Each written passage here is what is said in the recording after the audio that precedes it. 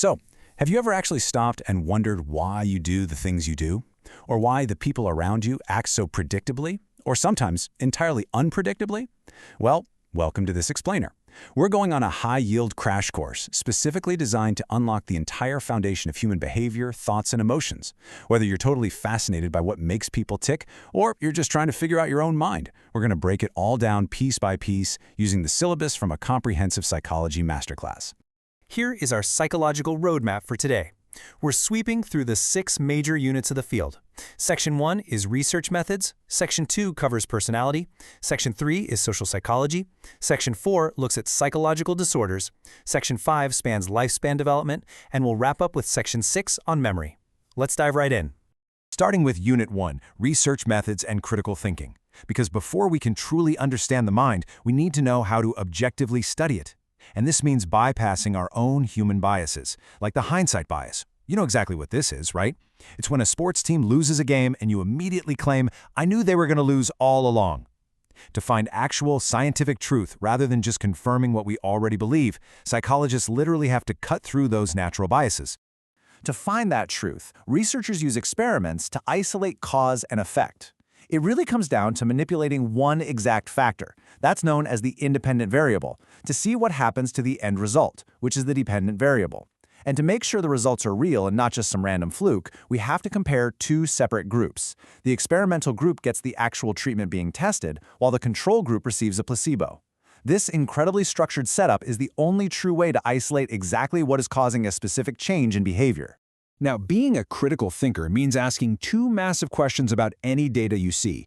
Is the study reliable, and is it valid? Think of it like a broken bathroom scale that always says you weigh exactly 100 pounds.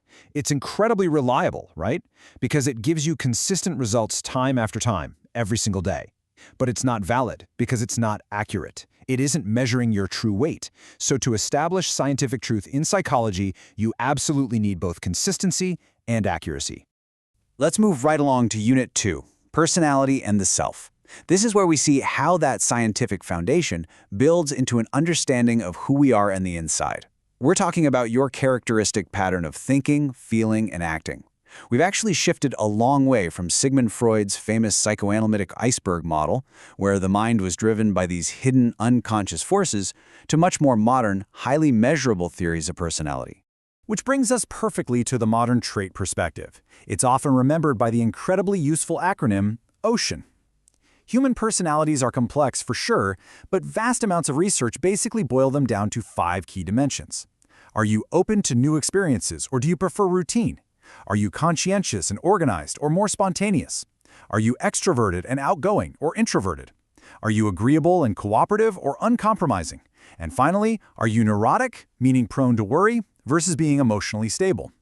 Fascinatingly enough, research shows that as we age, wherever you naturally fall on these 5 specific traits actually becomes much more stable and locked in. But here's the thing. Who we are on the inside changes drastically when we're around others. That brings us to Unit 3, Social Psychology in Action. This is the sometimes shocking scientific study of how we think about, influence, and interact with one another. We kick this off with Philip Zimbardo's famous 1972 Stanford prison experiment. Zimbardo took perfectly normal college students and randomly assigned them to play either guards or prisoners in a fake basement prison. What it showed was that when we adopt a new social role, it feels totally fake at first, kind of like kids playing dress-up. But within just a matter of days, that role merges with your core identity. The mock guards became authentically cruel and abusive, while the prisoners practically broke down. It proved that the environments and systems we're placed in can literally rewrite how we behave. Then, Solomon Asch proved in 1955 that group influence is overwhelmingly strong. Conformity is basically our psychological tendency to adjust our own behavior just to match a group. Asch proved this by placing a single subject in a room full of actors who purposefully gave the blatantly wrong answer to a really simple visual line matching test. The pressure to fit in was so intense that subjects literally denied their own perfectly working eyes and agreed with the group's false answer, just to avoid standing out. Crazy, right? Building on that terrifying power of influence, we have to look at Stanley Milgram's highly controversial obedience studies. Milgram had an authoritative figure in a lab coat order regular participants to deliver what they genuinely thought were increasingly painful, even lethal electric shocks to a stranger in another room. Now, the stranger was just an actor screaming in fake pain, but the participant didn't know that. The absolutely unsettling truth? Ordinary, everyday people can be pushed to do extreme, harmful things simply because someone in a position of authority gives the order. Finally, wrapping up social influence, Albert Bandura's Bobo doll experiment perfectly defines observational learning. Bandura showed children a video of an adult aggressively beating up, kicking, and yelling at an inflatable Bobo doll. When those exact same kids were placed in a room with the doll, they didn't just play nicely. They mimicked the exact same aggressive actions they had just watched. It proved definitively that we don't just learn through direct rewards and punishments. Media and modeled behavior directly shape and encourage our own actions. Okay, shifting gears completely now. Let's move into Unit 4, Understanding Psychological Disorders. We really need to talk about abnormal psychology and how clinical professionals define what happens when the mind genuinely struggles. To diagnose conditions like major depressive disorder, severe anxiety, or schizophrenia, professionals look for a specific criteria known as the 3Ds. The behavior or feelings must be different from the majority, they must be highly distressing to the individual experiencing them, and critically, they must be dysfunctional. Dysfunctional is the key word here. It means it's not just a quirk. It severely interferes with a person's daily life, genuinely preventing them from holding a job or maintaining healthy relationships. And I want you to consider this exceptionally powerful statistic. 1 in 5 Canadians will experience a mental health disorder each year. In fact, by age 40, half the population will have experienced one. This number is absolutely vital because it completely shatters the stigma and the myth that mental health struggles are these rare anomalies. They are not. They are a deeply common part of the human experience, and understanding them is an absolutely crucial part of psychology. Now let's explore Unit 5, Lifespan Developmental Psychology. This section asks a really massive question. How does the mind grow from womb to tomb? And how much of that development is guided by our pure biology, nature, versus our surrounding environment, which is nurture? Researcher Jean Piaget famously mapped out our cognitive growth into 4 distinct stages. We start out in the sensormotor stage, where infants literally learn things like object permanence, finally understanding that a toy still exists even when it's hidden under a blanket. Then we move through the pre-operational and concrete operational stages. This is where kids learn conservation. They realize that pouring water from a short, wide glass into a tall, skinny glass doesn't mean there's suddenly more water. Eventually, we hit the formal operational stage in adolescence, where we finally develop the capacity for complex, abstract logic. And that brings us to our final chapter, Unit 6, Memory and Information Processing.